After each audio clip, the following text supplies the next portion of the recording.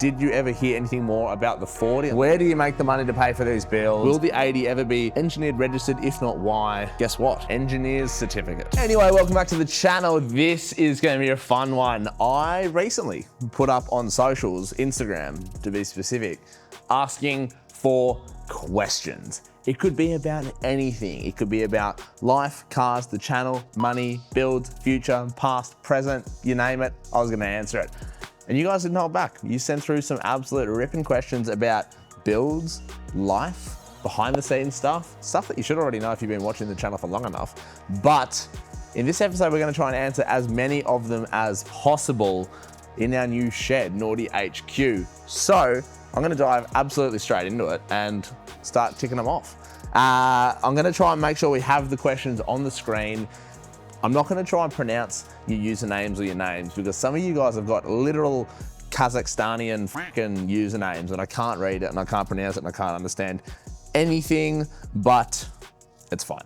Some of this stuff is really good. Some of this stuff is a little bit too personal, but today you're going to probably find out a whole lot about how much money you make doing YouTube. Is it worth it? Things we'd change about vehicles, things we'd leave the same, and just about everything in between. So anyway, let's dive into it. First one is from Dylan Johns about my stolen car. That is, did you ever hear anything more about the 40? I'm assuming the Naughty 40. That is negative, my friend. That car, rest in peace, and thieves. This shirt was a result of that car. After about the third day after it was taken, we got nothing.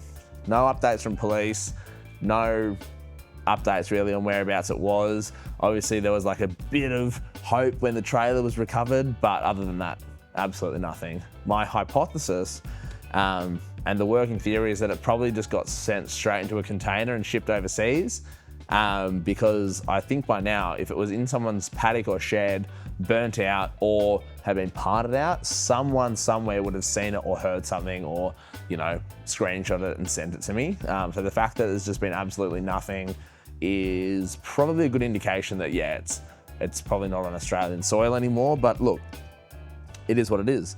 This one is from Amir Kantar here. I said I wasn't going to pronounce your names, but I'm giving it a crack apparently. And he says, what made you build a 1FZ instead of an HDT or an FTE? A couple of things. For starters, we wanted to show the world what could be done with a 1FZ.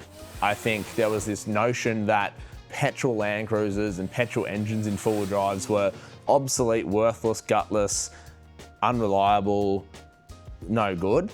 We wanted to push the limits of what people thought when they thought of a petrol Land Cruiser and really try to, you know, make people rethink how they perceive these cars.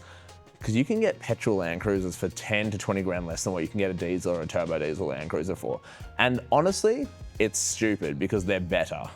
Factory, stock versus stock, I think they're better. We'd also just done the Naughty 40 build at the time, which had the HDT in it, and I was sort of over turbo diesels and mechanical diesels at the time. And you could build a 800 plus horsepower FZ for the same price as what you could build a 400 horsepower FTE. And the benefits of the FZ are you have all the modern niceties. You could have a digital dash, you could have cruise control, you can have, you know, different multi-maps, and you can have all these bits and pieces. So that was the thought at the time. Would I go back and change it? Maybe, maybe not. We'll see. Next one is from, I'm trying to pick one. We've got, this one's from Kenzie actually. She works the desk at Tyre Power Caloundra. She's asking for the plans on the 79. The plans for the 79, there's a couple of things in mind. You would have seen that we did the trip around the bottom third of Australia, I guess, from like sort of southeast Queensland all the way down Great Ocean Road over to almost the WA border in South Australia, and then we had to blast back for Max's birthday actually. But it's been pretty unloved and neglected since then. We did a little bit of a pre-trip build on it to get it up to scratch, and then since then it's been like the everyday tow rig just getting abused, and I do definitely want to give it a birthday. Here is my game plan. New train canopy, make it actually look the part.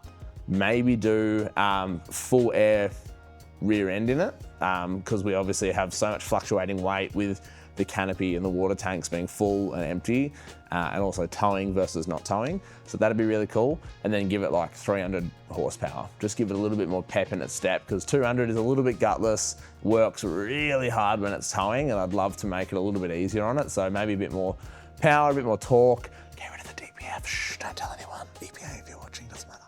But yeah, just give it, look, a little bit of an update and make it look a little bit cooler.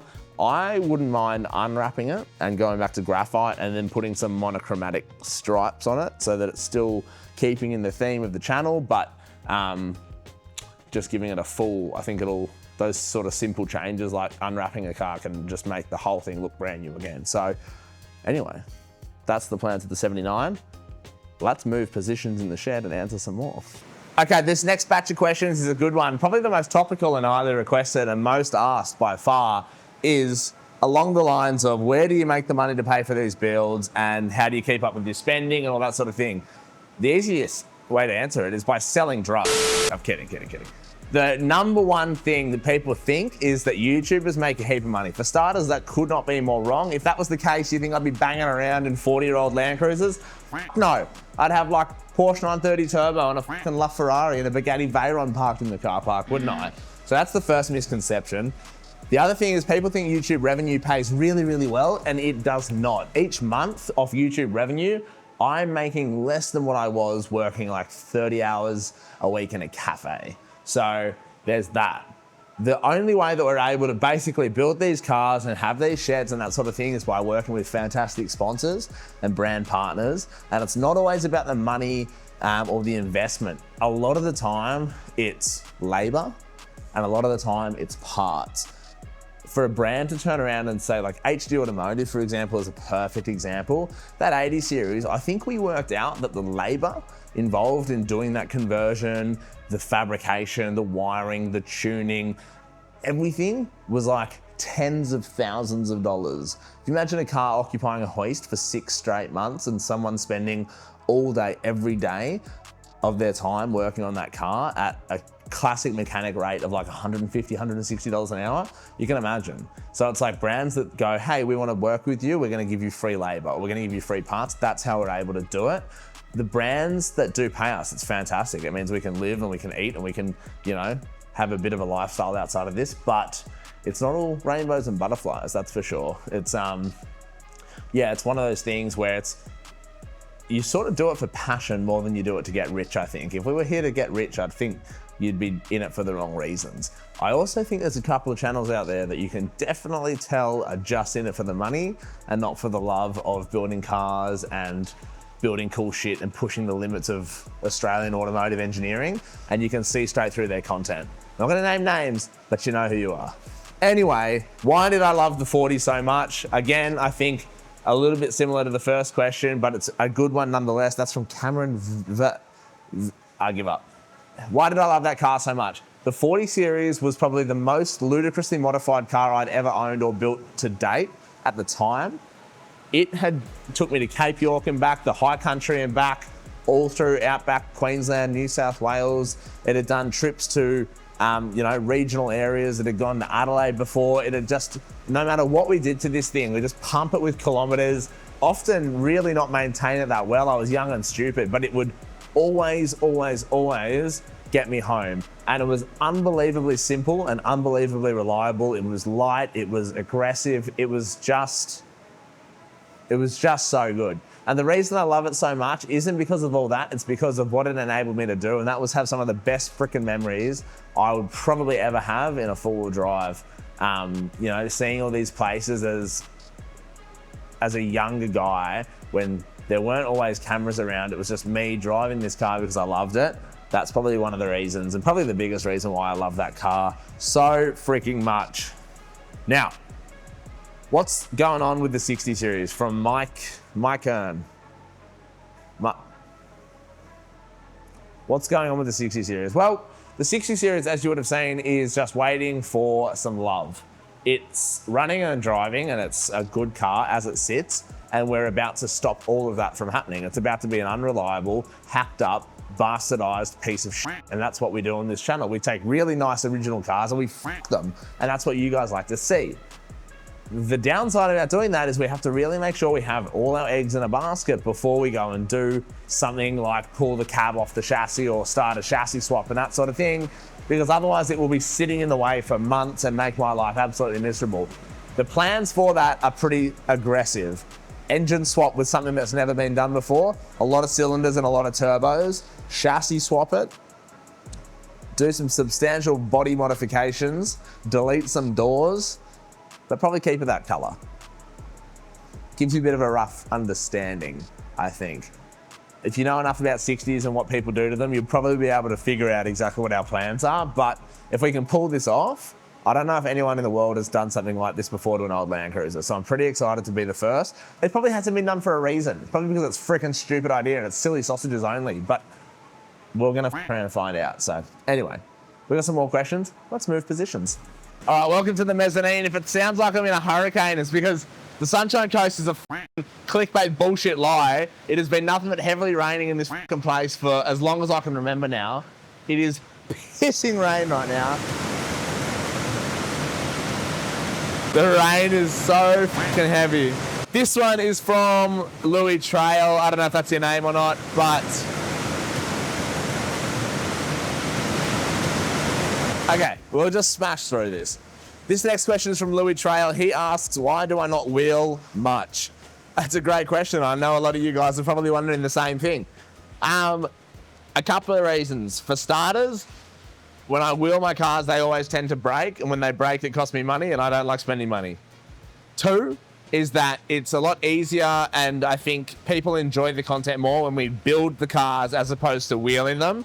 I think it's like for every 10 or 15 build episodes, we do one wheeling episode to sort of tie it all together, and then we go back into building episodes and that sort of thing. It's one of those things. Although for a long time when we were living in Sydney, it was very hard to go and wheel cars because A, the 80 wasn't done, and Sydney is very hard to go and wheel locally, whereas at least now we're on the sunny coast, Glasshouse Mountains is 40 minutes away, Moreton, Stratty, Fraser and stuff, it's all super local, so it should be a lot easier now. In theory, we'll see how we go. This one's from Jammin's Fishing 95. Biggest regret about becoming a YouTuber and the biggest points. I don't know what he means by points. I'm assuming pointers. My biggest regrets. This is a loaded question. This is a big one. My biggest regrets is probably, or I don't know if it's a regret, but more so maybe things I don't like about what we do for work. I guess it's a regret. You start doing YouTube. For me, it was purely accidental. I actually studied nursing in university, and then was working at Sparesbox, moved up from customer service into social media, into presenting for Sparesbox, and then, you know, you started doing all these advertising opportunities with Full Drive 24/7 through Sparesbox, and then Fulcrum, and then eventually my own Sam Young personality overtook the popularity of the businesses we were working with, and that's what sort of basically gave me a kick in the gut and said, yeah, okay, you can go and do this full time for yourself now. We went and did our own thing, and here we are. The biggest regret is probably putting too much, how can I word this without sounding inbred? My biggest regret is probably putting too much weight on my shoulders of what total strangers on the internet think about a build. Very roundabout, confusing way. What I'm trying to say is that down there we have got a couple of cars. One of them is the 80 series. Probably one of the most ridiculous, bonkers, crazy, insane, monster cars, four-wheel drives in Australia, dare I say the world. 1,000+ horsepower, coilover suspension, 3-link front, 4-link rear, you know, $20,000 Italian leather interior, like all these things done, right? And you'll do that, and you'll spend every dollar and every minute of your day for years building it, and you'll put it on the internet, and someone will come along and say, this is actually pretty shit. Or, oh, you didn't, you know, that bolt's loose. Or, oh, I would have changed that, or I would have done this. And they just tear it apart. And it's a showcase of everything you've ever done and everything you've ever worked hard to do, and some random dude will just tear it down. And I understand it's what we do for work, you know, we're building this shit for public ridicule, but it gets to you after a while. Biggest pointers? I don't know. biggest point is just film everything, film lots, and post it. It's free to film.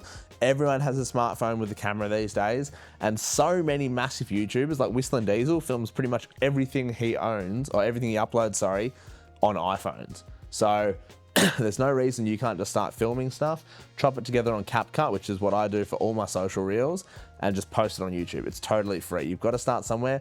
You may as well do that. Next question. What inspired me to start a YouTube channel? That's from Cooper. That's probably sort of been answered in that last question. I guess what inspired me was just, I loved making videos. I've always sort of recorded what we've done with street cars and my mates, and, you know, doing hood rat stuff and filming. You know, it's actually my second YouTube channel. I had another little YouTube channel before this one, which I will never take to the grave, that channel. I actually should delete it before we put this video up, because if someone finds it, I'll have to blow my brains out. But I've been always tinkering and editing and mucking around with YouTube. And when I finally found something that I guess people would actually sit down and watch me do, I guess that's sort of one of the big things that sort of helped me go, oh yeah, okay, let's make a job out of this. Also, I dropped out of uni, so it was literally this or homeless. So here we are. Mac Preston, what's up, baby? He asks, how good's dad life? And then the follow-up was, in the same breath, how has the juggle of work and dad life been going?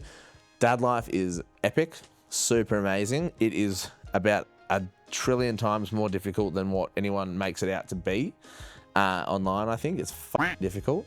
And trying to juggle business and vehicle builds and brands and event, you know, requirements and commitments and stuff is super tricky, but it's worth it. You got to tell yourself they're not going to be tiny little blobs of baby forever. Eventually they're going to want nothing to do with you, and they're going to want to just take your car and go and belt it in the bush, and they don't care about you. So I got to enjoy the time now while we can, while he's young, etc.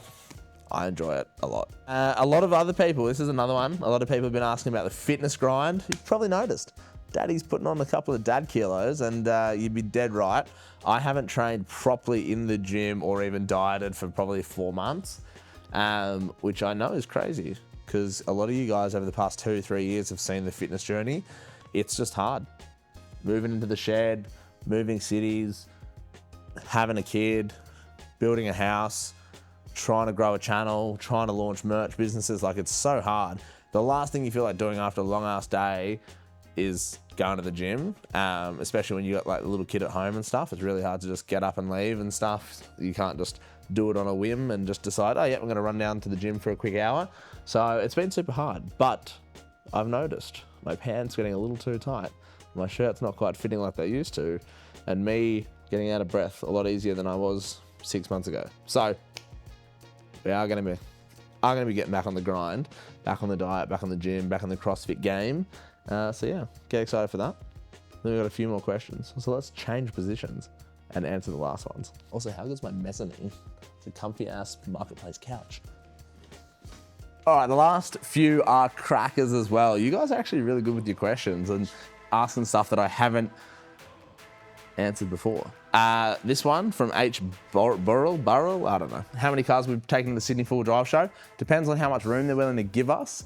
I would love to have the finished GQ, the 80, the new project that you guys don't know about yet, and maybe the 79. If not, if we don't have the room, then leave the secret project at home and just have GQ 80, 79. If we don't have that space, then GQ and 80. I don't know, it all sort of depends on them. This next question is from Max Clatworthy. Will the 80 ever be engineered registered? If not, why? Are there no engineers with the balls? Well, Chief, you fucking slippery cat. Guess what? We'll be blurring this. Engineer's certificate, for starters, with 1, 2, 3, 4, 5, 12 mod codes. Do you want to know how many ADRs we've had to go through? ADRs checked for continued compliance. 3, 4, 5, 6, 9, 10, 12, 13, 14, 15, 17, 19, 20, 21, 23, 4, 5, 31, 32, 33, 36, 37, 38, 40, 41, 42, 44, and 46. So, when everyone goes, guess what? It is. These are the number plates as well. Crazy. And everyone goes, well, it can't be engineered or registered because he never puts plates on it. No, I just don't show you guys my number plates because I learned the hard way through people like Mr. that if you put your plates on the internet, grubs will report you even if you're doing nothing wrong. They just don't want to see people succeed. So, you know, look, it's fine, it doesn't matter. Next question from Justin99. What made me decide to build this Christmas Beetle looking GQ? A couple of things. For starters, had never done a patrol on the channel, really wanted to f around with one and see what they're all about. We've obviously done the 80, we've got the 79, we've got the 60. I think GQs look way better than GUs. So obviously was gonna get a GQ.